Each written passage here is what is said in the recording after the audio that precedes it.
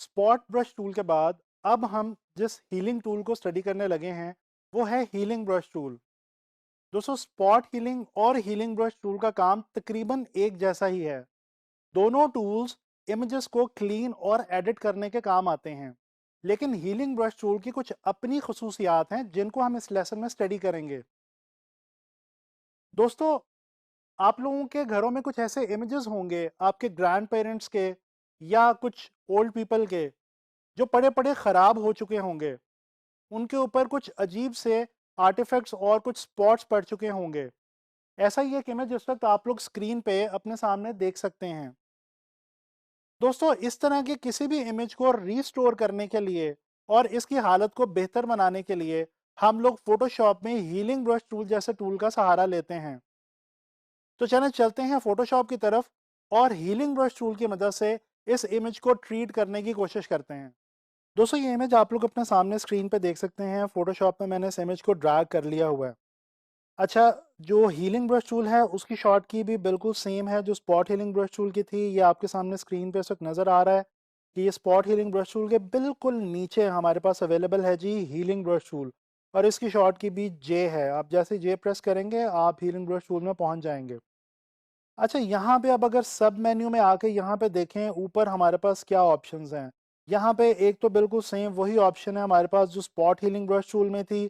यहाँ से हम इसका साइज जो है वो बड़ा छोटा कर सकते हैं। इसके अलावा हम यहाँ से इसकी हार्डनेस को कम ज़्यादा कर सकते हैं और स्पेसिंग को भी यहाँ से कंट्रोल कर सकते हैं। अच्छा, इसके बाद बिल्कुल उसी तरह यहाँ पे हमारे पास वो कुछ मोड हैं, लेयर स्टाइल्स हैं। इसके बाद इसमें जो एक इम्पॉर्टेंट चीज़ है वो है ये। दोस्तों, यहाँ पे अगर मैं क्लिक करूँ तो लिखा हुआ है current layer, current and below और ऑल लेयर्स।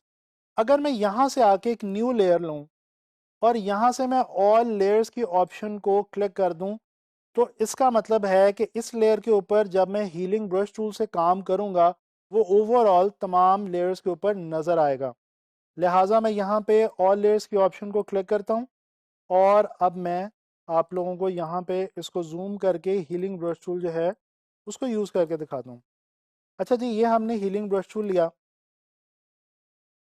दोस्तों, एक जो थोड़ी सी चीज़ स्पॉट हीलिंग में और हीलिंग में डिफरेंट है इसके यूजेज के हवाले से वो ये है कि स्पॉट हीलिंग ब्रश टूल में तो हम सीधा आके स्ट्रेट यहाँ पे क्लिक कर देते थे, लेकिन आपने देखा यहाँ पे अगर मैं स्पॉट हीलिंग की तरह आके क्लिक करता हूँ तो वो मुझे एक एरर दे देता है फोटोशॉप। लिहाजा इसका तरीका थोड़ा सा डिफरेंट है। दोस्तों, आपने करना क्या है, हीलिंग ब्रश टूल के लिए आपने कहीं से भी करीब तरीन एरिया से, यानी मिसाल के तौर पे अगर मैं यहाँ से इस इमेज को क्लीन करना शुरू कर रहा हूँ तो मैं यहाँ करीब तरीन एरिया से ऑल्ट क्लिक करके यहाँ पे क्लिक करूँगा। जैसे ही मैं यहाँ पे क्लिक करूँगा, अब अगर इसको मैं आपको थोड़ा सा बड़ा करके दिखाऊं तो ये देखें, ये आप देख सकते हैं कि ये ब्रश ने उस जगह को कॉपी कर लिया। ठीक है जी।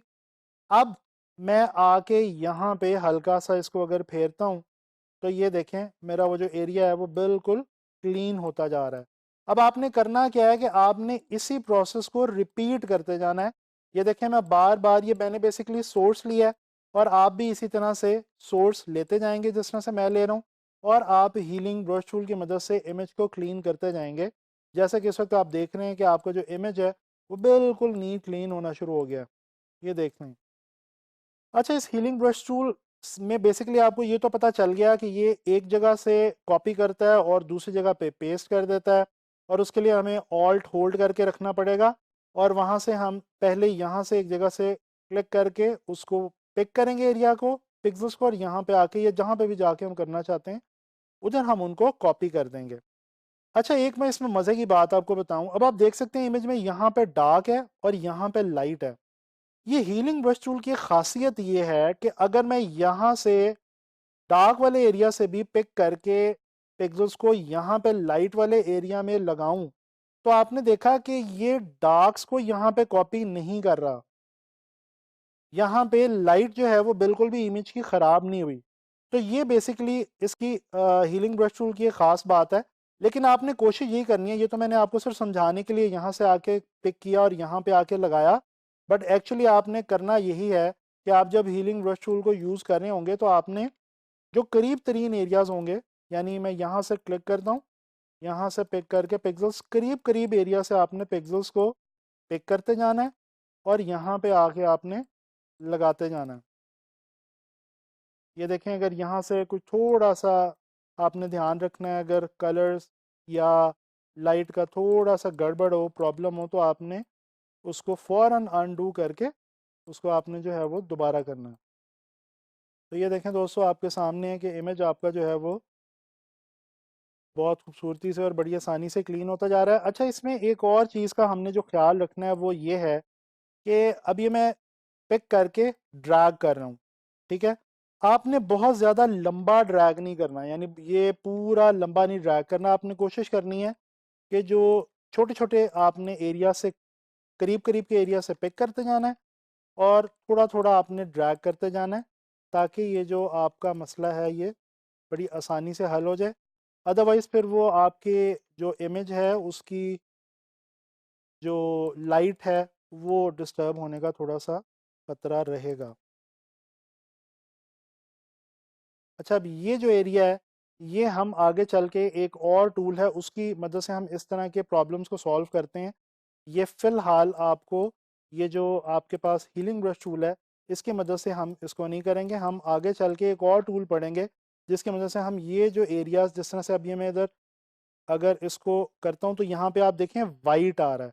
ये जो वाइट आ रहा है ये यहाँ से लाइट बेसिकली यहाँ पे कॉपी हो रही है। ये हम हीलिंग ब्रश टूल की मदद से नहीं करेंगे, ये हम एक और टूल है उसकी मदद से आगे चल के इसको ठीक करेंगे। तो मैं इसको थोड़ा सा स्पीड अप करता हूँ ताकि ये देखें हम करीब करीब के एरिया से पिक करते जा रहे हैं और उसको नीट करते जा रहे हैं। नहीं जी, ये आपका इमेज जो है वो आप देख सकते हैं काफ़ी हद तक जो है वो नीट क्लीन हो गया ऊपर से। अगर मैं इस लेयर को अब ऑफ करके दिखाऊं और फिर ऑन करके दिखाऊं तो ये देखें आपको बिल्कुल क्लियर आपके सामने कि कितनी आसानी से हमने इस इमेज को जो है वो बहुत हद तक साफ़ कर लिया है, नीट क्लीन कर लिया है हीलिंग ब्रश टूल की मदद से। कुछ अभी इसमें चीज़ें रह गई हैं वो हम आगे चल के किसी और में कोशिश करेंगे उसको क्लियर करने की। बाकी ये आपने सीखा कि हमने हीलिंग ब्रश टूल की मदद से कितनी आसानी से इमेज को नीट एंड क्लीन कर लिया। तो दोस्तों, आप लोगों ने देखा कि हम लोगों ने हीलिंग ब्रश टूल की मदद से कितने आराम से, कितने मज़े से अपने इमेज को नीट क्लीन कर लिया और जो पुरानी तस्वीर ख़राब हो चुकी थी उसको हमने रीस्टोर कर लिया। तो इस तरह से आप हीलिंग ब्रश टूल की मदद से अगर अपने आपके घर में कोई ऐसी पुरानी पिक्चर पड़ी हुई है आपके ग्रैंड पेरेंट्स की या कोई भी, उसको आप बड़े आराम से रीस्टोर कर सकते हैं। जस्ट उसको स्कैन करें, फ़ोटोशॉप में ओपन करें और हीलिंग ब्रश टूल की मदद से उसमें जो भी आर्टिफैक्ट्स आ चुके हैं वो आप ख़त्म कर सकते हैं।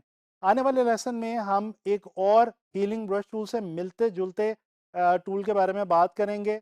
तो अब आप लोगों को मैं उम्मीद करता हूँ इस टूल की काफ़ी हद तक समझ आ गई होगी। आप लोगों ने इसकी ज़्यादा से ज़्यादा प्रैक्टिस करनी है। तो मिलते हैं नेक्स्ट लेसन में।